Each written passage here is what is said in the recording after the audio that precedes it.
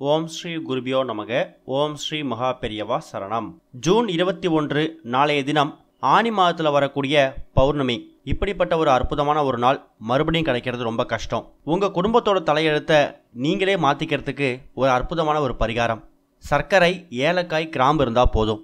ஒரு மாதமும் வரக்கூடிய பௌர்ணமி ரொம்ப விசேஷம்தான்.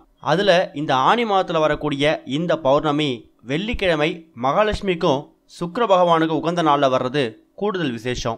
அந்த நாளில் நீங்கள் பண்ணக்கூடிய செய்யக்கூடிய எல்லா விஷயங்களுக்கும் மிகப்பெரிய இரட்டிப்பு பலன் கிடைக்கும். சுப நிகழ்ச்சிகள் செய்யலாம். சுப நிகழ்ச்சிகள் செய்யறதுக்கான பேச்சுவார்த்தையை ஆரம்பிக்கலாம். வீட்டில் ஏதாவது பொருட்கள் வாங்கணும்னா நாளைய தினம் நீங்கள் இதை பயன்படுத்திக்கலாம்.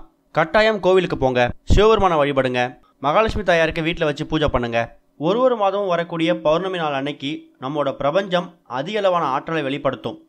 அந்த நேரத்தில் நாம் நல்லதை நினச்சி நல்லதை செஞ்சோன்னா அது நமக்கு நல்லதை ஏற்படுத்தி கொடுக்கும். அன்றைய தினம் அசைவம் சாப்பிட்றத தவிர்த்துட்டு எதிர்மறை வார்த்தைகளை உபயோகப்படுத்த தவிர்க்கணும். குறிப்பாக குடும்பத்தில் நல்லது மட்டுமே நடக்கிறதுக்கான எல்லா வேலைகளையும் செய்யலாம். அப்படி செய்கிறது மூலயமா உங்கள் வாழ்க்கையில் செல்வ செழிப்பு உயரும். அன்றைய தினம் நீங்கள் மகாலட்சுமி தாயாருக்கு உங்கள் வீட்டில் முக்கணிகளை வச்சு வழிபாடு நடத்துங்க. அதாவது மா, பலா, வாழை இந்த 3 கனிகளை வச்சு வழிபாடு நடத்துறது கூடுதல் சிறப்பு. அதுபோக இப்போ நம்ம சொல்லக்கூடிய இந்த ஒரு பரிகாரத்தை நீங்கள் ஆனி பௌர்ணமி அன்னைக்கு வெள்ளிக்கிழமையில் இருக்கக்கூடிய சுக்கிரஹோரையில் செய்யணும். வெள்ளிக்கிழமை பௌர்ணமி அப்படிங்கிறது காலையில் 7:45 மணிக்கு ஆரம்பிக்குது.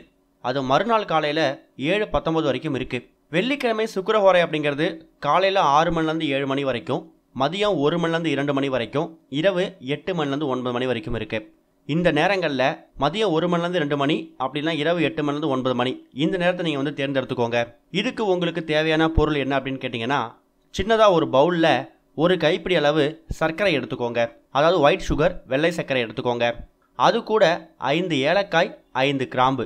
சர்க்கரை எதுக்காக எடுத்துருக்கோன்னா, சந்திர பகவானுக்கு உரிய நிறம் வெண்மை, அதனால் சர்க்கரை எடுத்துருக்கோம். வாழ்க்கை இனிப்பாக இருக்கணும் அப்படிங்கிறதுக்காக. கிராம்பு அப்புறம் ஏலக்காய் இது ரெண்டுமே வாசனை மிகுந்த மகாலட்சுமி வாசம் செய்யக்கூடிய பொருள். நீங்கள் கிண்ணத்தில் பவுலில் சர்க்கரை எடுத்துருக்கீங்கல்ல, அது மேலே 5 ஏலக்காயையும் 5 கிராம்பையும் வச்சு உங்கள் வீட்டில் மகாலட்சுமி தாயார் ஃபோட்டோ இருந்துச்சுன்னா அந்த ஃபோட்டோவுக்கு முன்னாடி இதை நைவேத்தியமாக வச்சு வழிபாடு நடத்துங்க.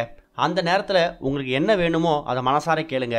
பூஜை முடிஞ்சதுக்கு அப்புறமா வெள்ளிக்கிழமை பௌர்ணமி இரவு முழுக்க நீங்கள் வச்சிருக்கக்கூடிய அந்த சர்க்கரை, ஏலக்காய், கிராம்பு அது அப்படியே உங்கள் வீட்டோட பூஜை அறையிலே இருக்கட்டும். மறுநாள் காலையில் சனிக்கிழமை தூங்கி எழுந்திரிச்சதுக்கு அப்புறமா குளிச்சுட்டு அந்த சர்க்கரையில் இருக்கக்கூடிய கிராம்பு, ஏலக்காய் இது 2 மட்டும் எடுத்து நீங்கள் வீட்டில் பணம் வைக்கக்கூடிய பெட்டியில் வச்சுடுங்க. அந்த சர்க்கரை என்ன பண்ணுங்கன்னா, அதை வீணாக்காமல் உங்கள் வீடு பக்கக்கூடிய எறும்பு புத்தில் போயிட்டு அதை போட்டுருங்க. கிட்டத்தட்ட ஒரு 500-1000 எறும்புகள் அதை சாப்பிடும். அவ்வளோ ஜீவராசிகளுக்கு அன்னதானம் செஞ்ச பலனும் உங்களுக்கு கிடைக்கும். இதனால கோடி புண்ணியம் சேரும். ஒரு வாரத்தில் உங்கள் வாழ்க்கை தலைகீழாக மாறுறதுக்கு கூட வாய்ப்பு இருக்குது. முயற்சி பண்ணுங்க. ஓம் ஸ்ரீ குருபியோ நமக. ஓம் ஸ்ரீ மகா பெரியவா சரணம்.